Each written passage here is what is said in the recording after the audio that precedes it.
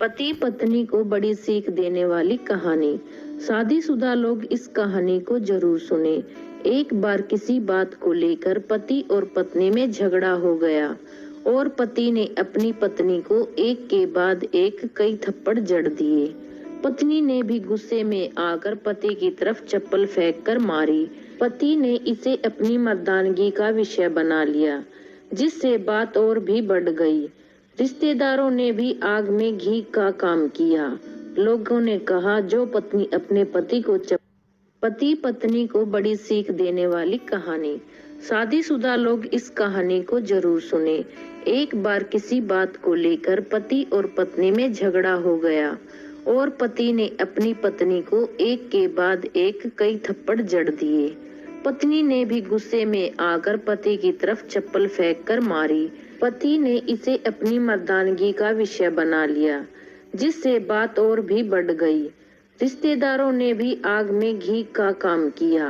लोगों ने कहा, जो पत्नी अपने पति को चप्पल से मार सकती है, वो ना ही तो वफादार हो सकती है और ना ही पतिव्रता। ऐसी औरत को घर से बाहर फेंक देना चाहिए। बीवी के पक्ष वाले भी पीछे नहीं रहे।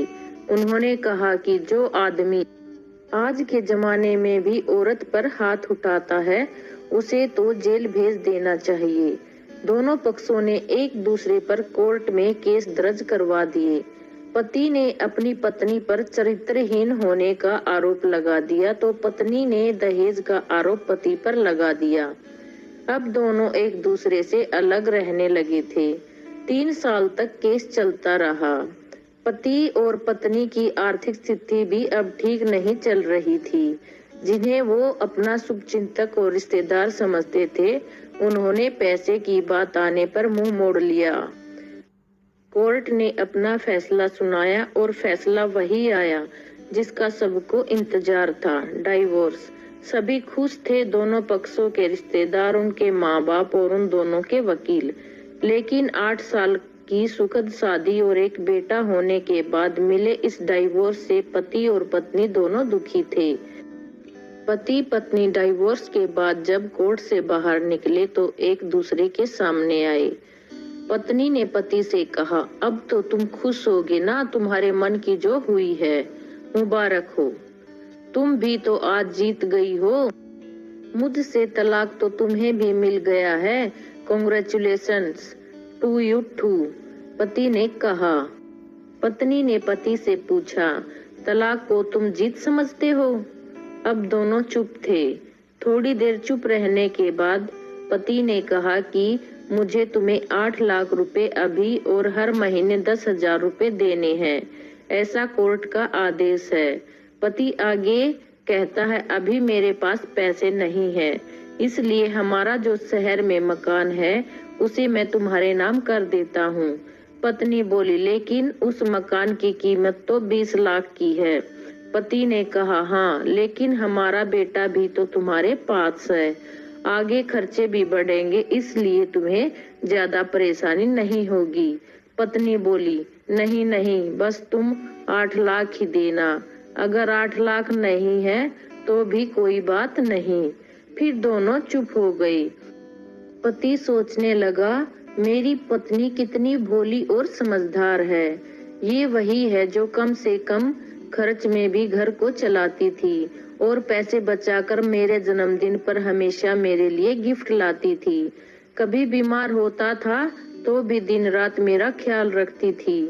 मेरी ही गलती है कि मैंने पहले इस पर हाथ उठाया और झूठी मर्दानगी के चक्कर में आकर केस डाल दिया। पत्नी भी ऐसे ही बातें सोच रही थी। अभी भी वैसे का वैसा ही है। पहले भी खुद से ज्यादा हमारे बारे में सोचता था और अब भी वही कर रहा है। ये वही आदमी है जो मुझे बचाने के लिए खुद कार के आगे कूद पड़ा था। पता नहीं कौन सी मनुष्य घड़ी में मैं झगड़ा कर बैठी। पत्नी की आंखों में आंसू आ गए। वो बोली, अगर तुम मुझ पर हाथ नहीं उठाते और मेरे चरित्र पर सवाल नहीं उठाते तो आज यह दिन नहीं आता। पति बोला, हाँ, मैं जानता हूँ, तुम बहुत अच्छी हो। मुझसे बहुत बड़ी गलती हुई है। मैं लोगों के बहकावे में आ गया था। तुमने भी तो मुझ पर दहेज का झूठा इल्जाम लगाया था। पत्नी ने कहा, मैंने भी गलत किया, मैं इसके लिए बहुत ही शर्मिंदा हूँ। पति बोला, क्या अब सब कुछ पहले जैसा नहीं हो सकता?